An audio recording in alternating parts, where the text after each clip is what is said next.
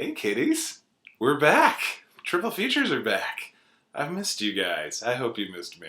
And we're starting off with Friday the 13th because always Friday the 13th. And in this one we will be looking at the Dudity of the Friday the 13th series. It's raining men.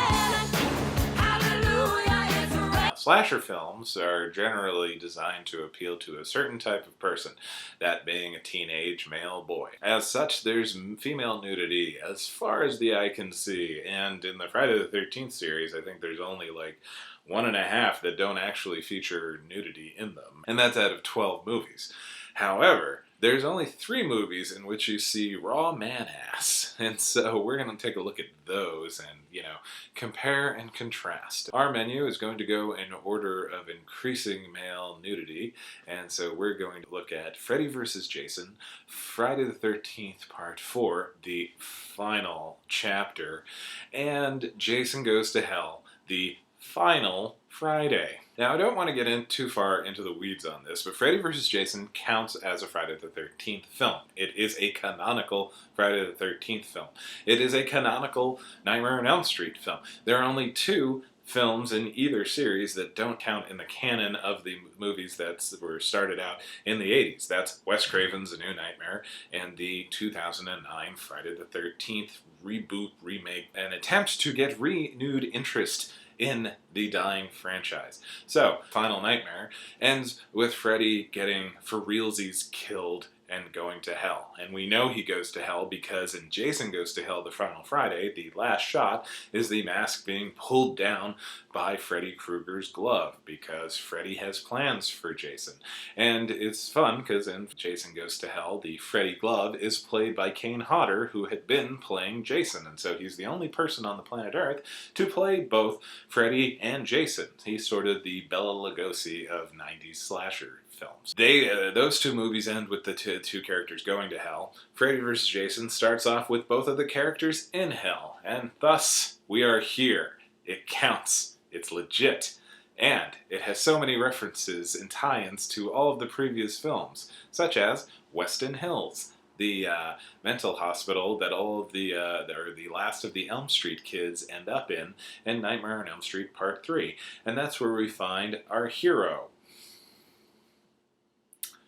whose name escapes me. He's played by Josh Ritter. He is not great. Will is his name. He's Will, the boring boyfriend. And the boring boyfriend sees that his the love of his life, Monica Keena,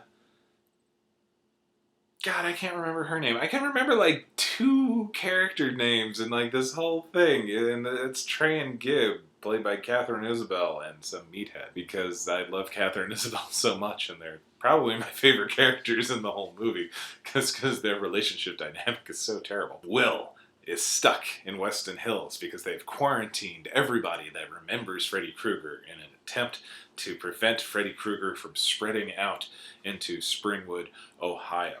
And so Will has to break out of the mental hospital, and his buddy, played by Canadian actor Brendan Fletcher. I don't know if you know this, but Freddy vs. Jason was filmed in Canada. It's got Canada all over the place. It's got Brendan Fletcher, the aforementioned Catherine Isabel, the older white-haired guy that plays Monica Keena's dad, and the sheriff is played by Gary Chalk, the Canadian voice actor who was Optimus Primal on Beast Wars. These people are in your movie. It means the movie was made in Canada. So, Brendan Fletcher has to distract the security guard so he can get a security card to get out of Weston Hills. And what is the most jarring, upsetting thing for a red-blooded American male to see? Of course, someone else's ass. I mean, honestly, it would have been more distracting to show him, the front genitalia, but we've got to maintain that R rating, and male frontal nudity is still sort of cum si cum sa as to whether or not the MPAA is going to give you that X. So Brendan Fletcher just moons everybody and just shoves his ass right up on the glass security window. And, even for a Canadian, it is pretty pasty and white, even though it appears very taut and in shape. But he smacks it around, makes monkey noises, and runs off, and thus is able to snag a security card. Unfortunately, there's no purient interest. There's no male or female gaze, put on this. It's not even in a sexual situation. It's kind of a bummer. It's a waste of an opportunity. But that's why this is where we start. Got nowhere to go but up in terms of purient interests in the male nudity in Friday the 13th films. Friday the 13th Part 4, aka the Goldfinger of the Friday the 13th films. This is the end of Jason's long weekend, which begins in Friday the 13th Part 2, continues in Part 3, and ends in Part 4. This, I call it the long weekend because, honest to God, these three movies happen within days of each other. There's like a year between when the movies come out, but in the actual plot of the film, Jason gets killed at the end of these things and then gets up and walks to the next horrific crime scene because nobody is really paying attention to the presumably dead body. And then he goes and kills like another 10 people. It's kind of ridiculous. And also, it turns out Crystal Lake is huge. And despite like at least 20 people getting killed on the lake in like the last 10 days, nobody seems terribly worried and the police aren't locking the place down. When you really stop and think about these Friday the 13th movies, they don't make a lot of sense. I don't understand. Corey Feldman and his sister and his mother are living on Crystal Lake, and next door to them, a bunch of teenagers rent the house for the week or weekend. And of course, since they are teenagers and they are on a lake, they are going to go swimming. But Jimbo, played by a surprisingly normal human teenager, Crispin Glover, and his buddy Teddy, aka Teddy Bear, played by Lawrence Monoson, have not brought suits to go swimming.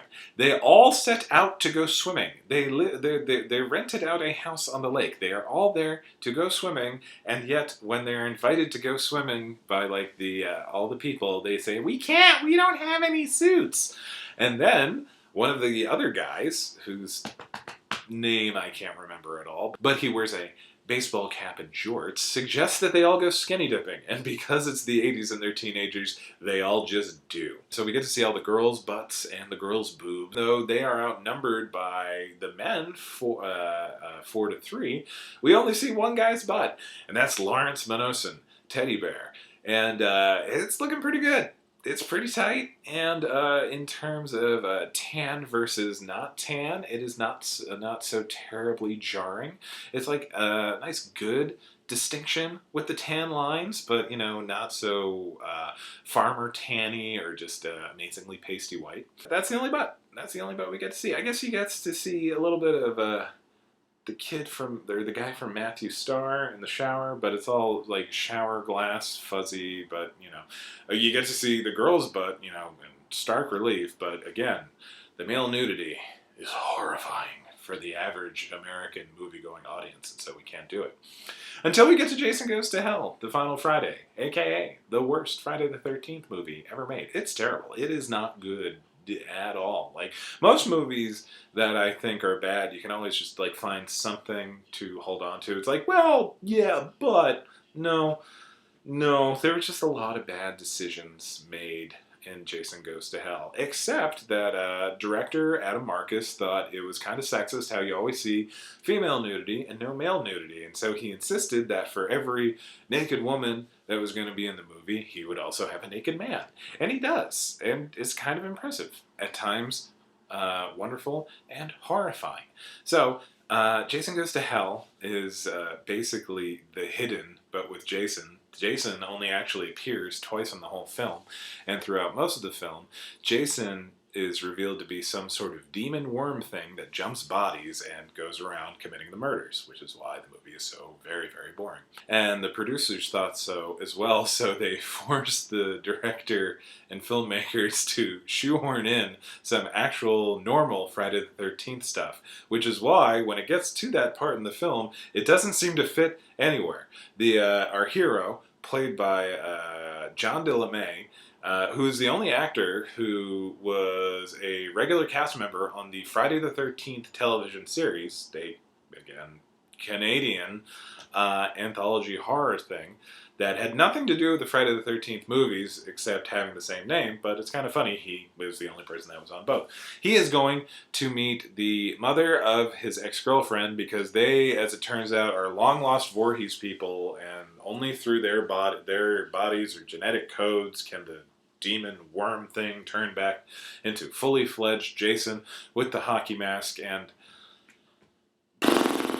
it's a really dumb movie. It's really dumb. So he is driving to meet up with her, but on the way he sees hitchhiking campers. They learned that Jason is legit dead, and so they have gone to Crystal Lake Camp to smoke grass and bone, just to flaunt it.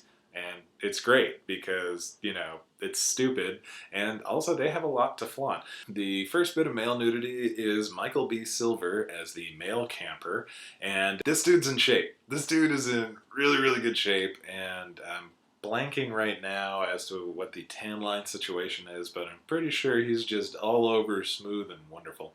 You know, they're there for like 2 minutes on the screen before everybody is naked and having sex, and it's sort of hilarious and wonderful. And then, of course, they get graphically murdered because this is what we're here for at the end of the day. But that is not where the male nudity ends, because there's also the police officer played by Andrew Block. Now, I mentioned that Jason is revealed to be some sort of demon worm that hops from body to body. It, of course, does this by open mouth kissing the person that the worm is going to transfer into. Now, throughout the entire film, Jason does this a couple of times, and it seems to be no fuss, no muss. It's just like open wide. However, with Andrew Block, Jason takes this police officer to the supposedly ancestral Voorhees home, which, don't ask, strips him down completely naked, ties him to a table, shaves his whole face because Jason apparently prefers a smooth surface to transfer to, and then just open mouth worms into his face.